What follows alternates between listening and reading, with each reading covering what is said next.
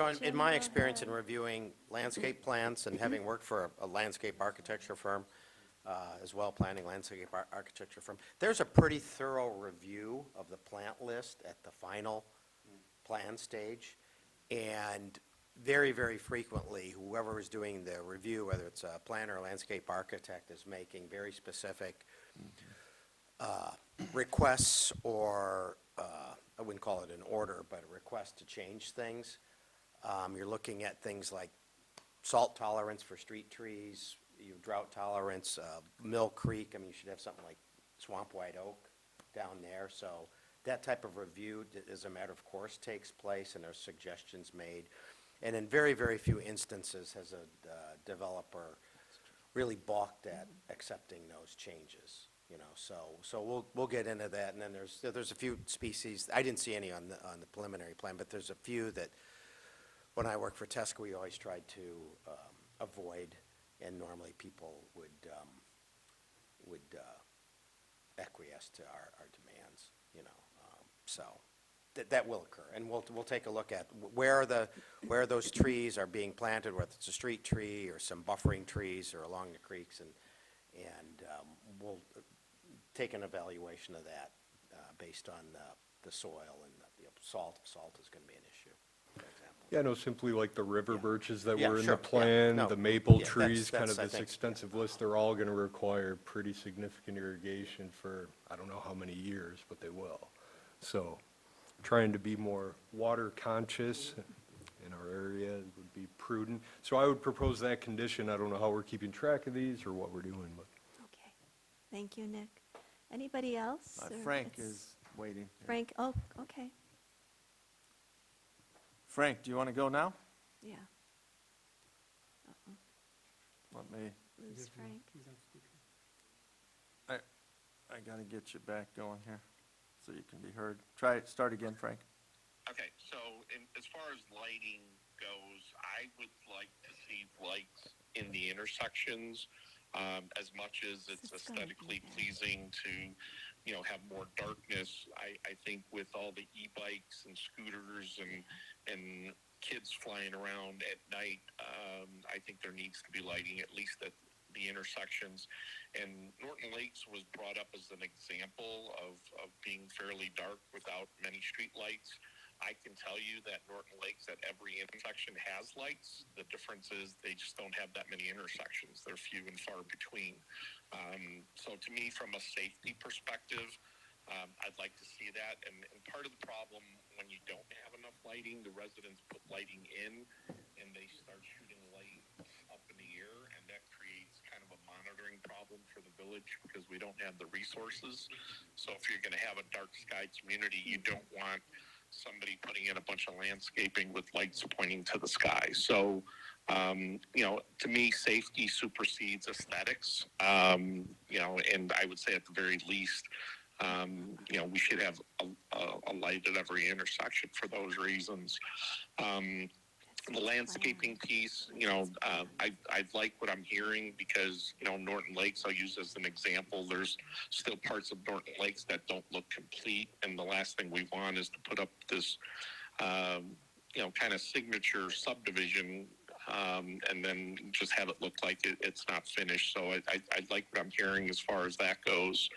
I do have a concern with, the turn lanes coming out of LaFox on Kesslinger, especially if the railroad tracks get closed down. I think that's going to cause a congestion problem somewhere down the road. It's not going to be right away, but I think with the number of cars coming out of the east and west subdivisions and going onto LaFox to try to turn onto Kesslinger with school buses in the morning and in the afternoon, I think that's going to be a problem. I know that we don't have any control over KDOT, but if there's anything we can do to maybe stress that a little bit more, and again, it comes down to the railroad tracks being closed, because if they stay open, people will have an option to go to the north and kind of bypass, going through the underpass. But, to me, I think that's going to be a major issue, somewhere down the road. I appreciate Shodine taking care of the resident on the corner and the historic house, with creating a little bit bigger buffer and maybe not putting additional townhouses in there, because I know that was a concern of hers. And I think it shows that Jodine does care about the historic district and the residents, so I'm appreciative of that. And then, Mark, if you could talk a little bit about the SSA and the road maintenance of the new subdivision down the road, because I know a lot of residents that I've talked to about the new subdivision are concerned that, we don't have sufficient funds to maybe maintain the roads we already have. So they're all concerned that, the new subdivision is going to create more expense. So can you, just for the record, can you touch on that again one more time? Both in the annexation and in this, we've got a requirement for the developer to agree to an active SSA. Every house that he sells will go with that condition for the maintenance of the road in perpetuity, essentially, and the stormwater adjacent to any part of that road network, stormwater generating. So there's an active SSA, and then we speak of the dormant SSA if the HOA fails to, at some point in time, not do their job on some of the other park areas or bike paths, et cetera, that will be on the HOA. That's not the active SSA. And Carmen, you can maybe speak to how we're going to require that, through the annexation. It is a requirement. It's not negotiable. Yeah, exactly what Mark said. The dormant SSA is there just in case the HOA doesn't take over maintenance responsibilities for the HOA-controlled open space areas. So that would include And trails. open spaces, Bike path. paths, things like that aren't covered by the active SSA for stormwater and for street repairs Yeah, and maintenance and. but every house, Dave, I mean, you can just say how you're going to sell that house. It's going to have an active SSA, which is essentially a road tax and a stormwater tax attached to it that will run to the village, to be able to have money for the funding of any stormwater and roads, just for that, roads in that development. So that the current residents are not going to add to their MFT deficiency to repair all the roads in the village. Is the Yeah, active step. I don't think we can communicate that often enough, just to make sure that, the residents of the village really understand that, so. Yes. That's the first S is for special. None of the rest of our residents get that, so for them, it's special. Yeah, no, but Yeah. some of They them are don't very even special understand. down here, yes. We will Yeah, make some of them sure don't. in the packet, Jim, that we're going to put out for the transparency page for this development, we can add that as one of the FAQs.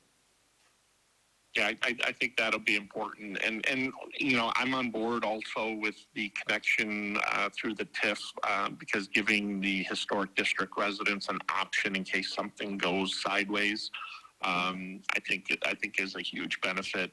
And just to finish up, I just want to thank everybody involved in this, including the Planning and Zoning Commission. I think they, considering how fast this went through, the amount of work they put in, and Scott and Dave and, just anybody else, Mark, anybody else involved with this, I just want to publicly thank everybody, for all the hard work and time they put into this. So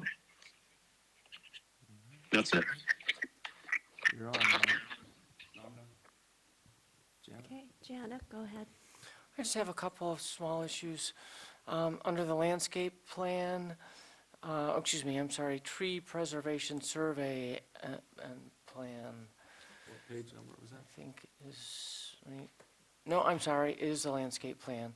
It is, under the conditions, 6B, preservation for the removal of invasive species, understory, e.g. buckthorn. So there was discussion about this earlier, and maintaining the buckthorn in the area south of the industrialized area, south of the train tracks. And so the thing is, you just can't, because buckthorn kills everything around it, and it damages the soil, it damages, it overtakes the canopy, and so if you have buckthorn all you will have in short order is buckthorn. And so, and so you just have to take it out and you have to replace it with something better, understanding it's gonna take some time. You may have to do some other things to mitigate soil erosion, but you can't leave the buckthorn. It's established invasive species by by the state. It's a big problem in this area. There were people with tree nurseries in this area that were raising it because it was being marketed as a fast-growing tree at one time. I happen to live in a subdivision that used to be a tree nursery like that. It is fast-growing. And so I think the buckthorn has to go, and we have to, redouble our efforts to redevelop that area where the buckthorn is removed. I'd like to hear more about the phasing plan, because this project is going to go on for a long time, and the fact is that there is going to be a 20-year construction project going on, but as much as possible, we don't want it to feel like there's a 20-year construction project going on. So I'd like to hear more about how that phasing is going to work, so that the people who move into the first phase of this project can feel pretty good about it a couple of years in, that they're not still in the middle of a construction zone.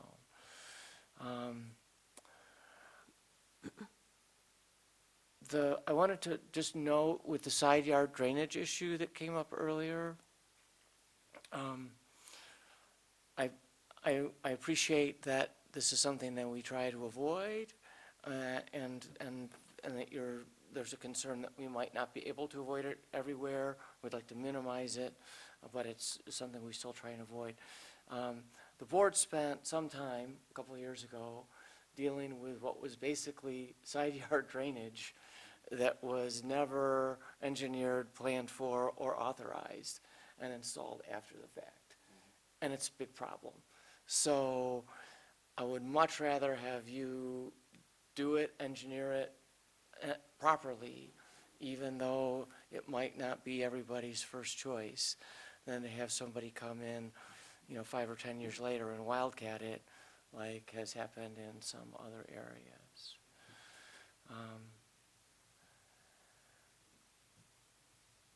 On the anti-monotony standards, I'm hoping we will have more conversation about this in the future, as we get closer to the final PUD process, because there's I feel like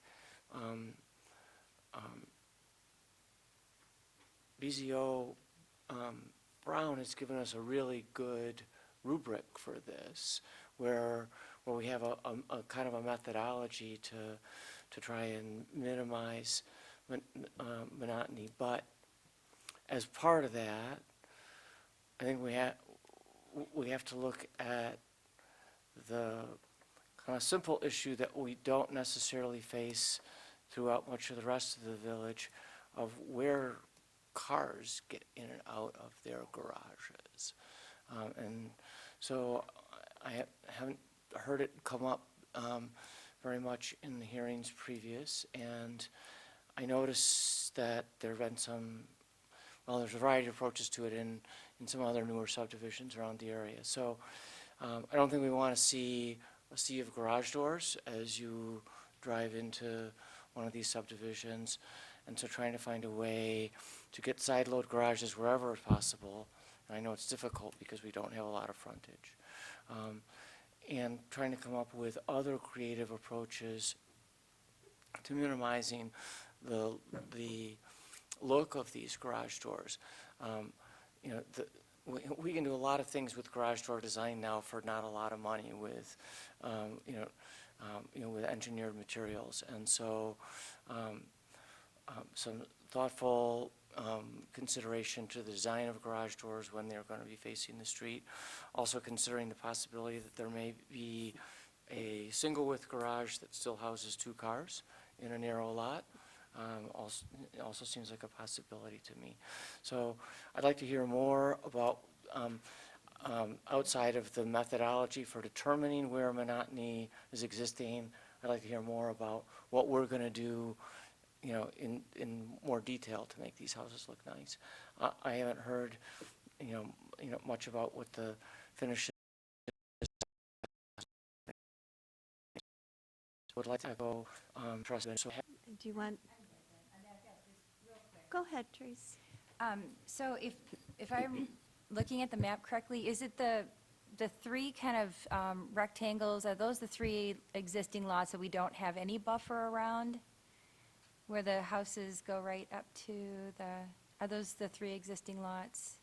The southeast. Yes. Look at the Yeah. southeast. Th- that's what I'm- No, that's what I'm asking about. Are those, yes. Oh, no. Okay. Oh, it's a, Storage, lean-to, like, mhm. okay. These two each have a home on them. And what we,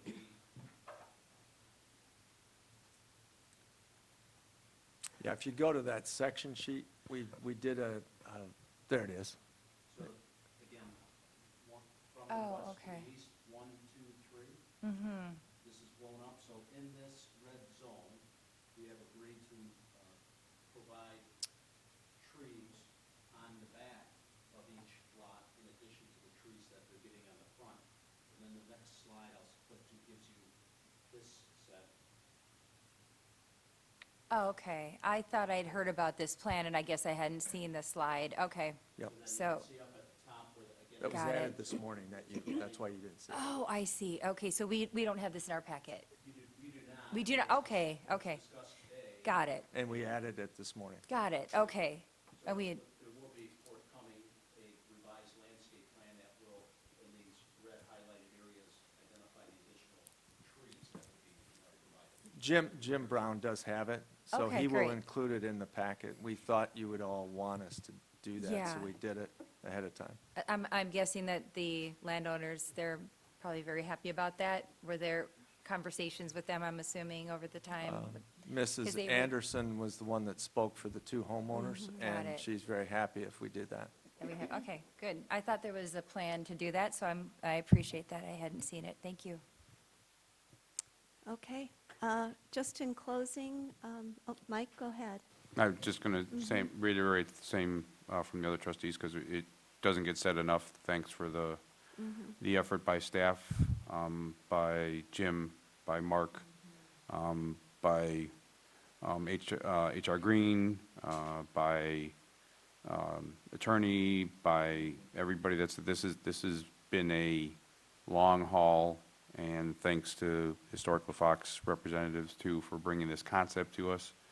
Because, you know, again, whether we're going to pick nits on, you know, it's 400 or it's 900 homes on 450 acres, that's one thing. But again, it could have been 2,400 homes on all of those 900 acres. And with every, not every, but with most of the roadblocks, to use that term, that came up, we've come to work around it. You know, we've got to work out with the township open space, we got to work out, and President Wojnicki got to work out, and Drew got to work out with the Forest Reserve District. So this is really, I think, we're talking about nits right now.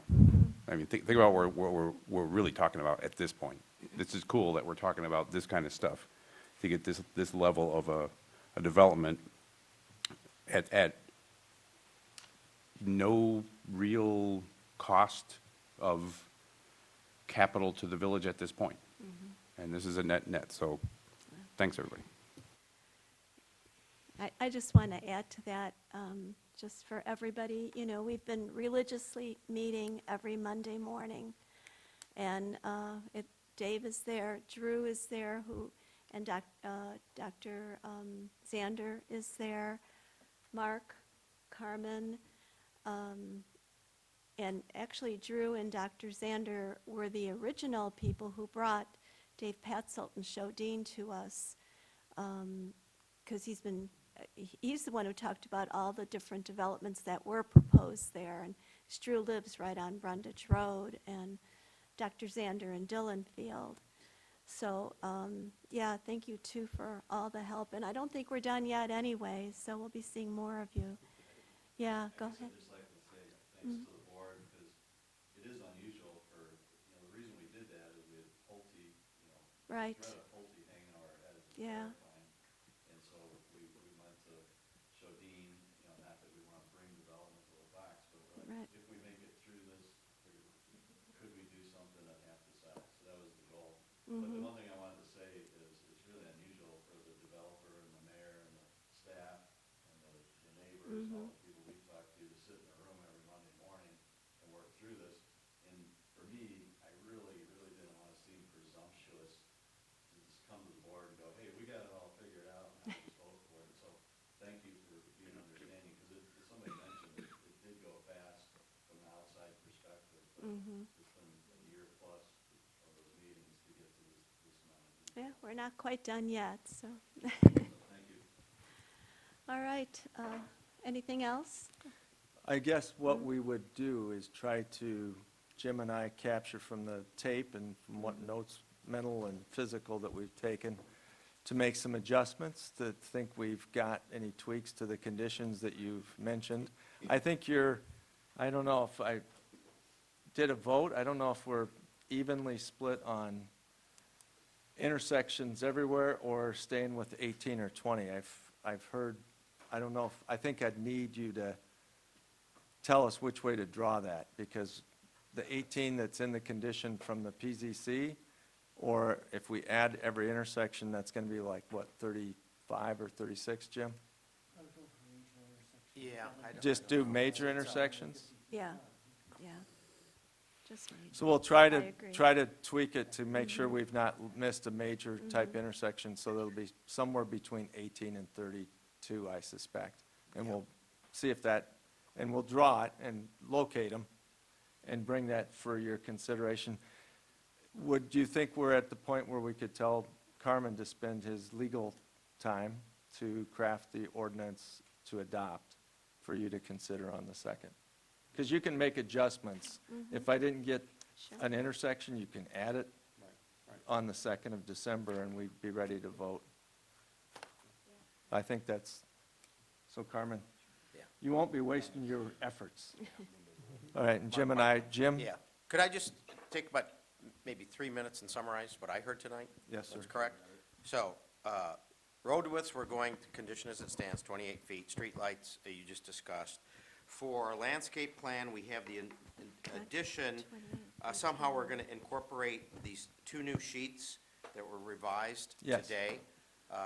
We'll mention language on that, or we'll have a revised landscape plan that indicates that. Then I also have final landscape plan shall have plant list that includes to fullest extent possible and at appropriate locations, plants that are drought tolerant, some wording like that. For the final Yeah. landscape Yeah. plan and So PUD. just a note that we consider that. There was something on garage doors. It's not really under anti-monotony. We can make a new standard design for garage doors. I don't know how to. Well, I think approach we that. don't have an architectural review, but I Right. kind of think that's almost, it's architectural review light, Jim, that we're Right. going to have to try to. Yeah, maybe I'll put it in, fit in anti-monotony standards. And then I have to say, I would be remiss if I did not mention, I agree with Scott on the financial guarantee on that. And I know there's people in the room that don't want me to say that, but I have to say it. And then, I think that's it. That's all my notes, and, did I miss anything? And by having it on the 2nd, Jim and I can try to get something out by the end of, before Thanksgiving. Wednesday before Thanksgiving is our deadline, Jimmy. And that way you've got it, so you've got a document that you can review and make your notes to say, I want to make a tweak to the number of streetlights. 32 is not enough Do you want to say anything? in that. So I didn't. we'll be ready. Irrigation. It's all on Carmen again. We can. A couple things that I picked up too, Jim. There was the one condition that I had mentioned about the completion of a PUD agreement at the time Okay. of final PUD application. There was some discussion about, Phasing. well, there was some discussion in the road width condition that there was gonna be parking just on one side of the street. I don't know that that was in the conditions already. If not, It was I not. think it should be No, it's not. included. Should be. It was not, you're at. Yeah. And the discussion, I may have missed it when you were talking, the discussion about the sewer water main extension throughout the historic district, did that, was that in your? I think we agreed that that was something that we all agreed on that. To the TIF boundary. We'll run it to the edge of the TIF boundary in all cases. So we'll have to do another exhibit to show that, Dave. Is that it, Carmen? I didn't have anything Right, and else. then, Okay. again, Nick just reminded me of something on irrigation. Yeah, it was what I had brought up, meaning no irrigation irrigation, systems Which they during don't the. do anyway, but we new can con- put that in as conditions. Be easy to comply. All right, motion to adjourn? Before No? we sign off, Frank, did we miss any of yours? Sound good? All right? Good. Motion to adjourn. Kim, second, Mike. Okay, we're adjourned. All in favor, say aye. Good night, Frank. And Mike.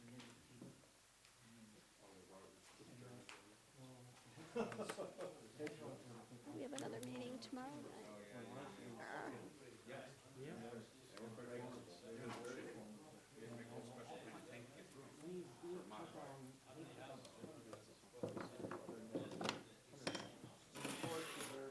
At the staffing level of employees just to do. Yeah, I know, it's gonna be a long one, too.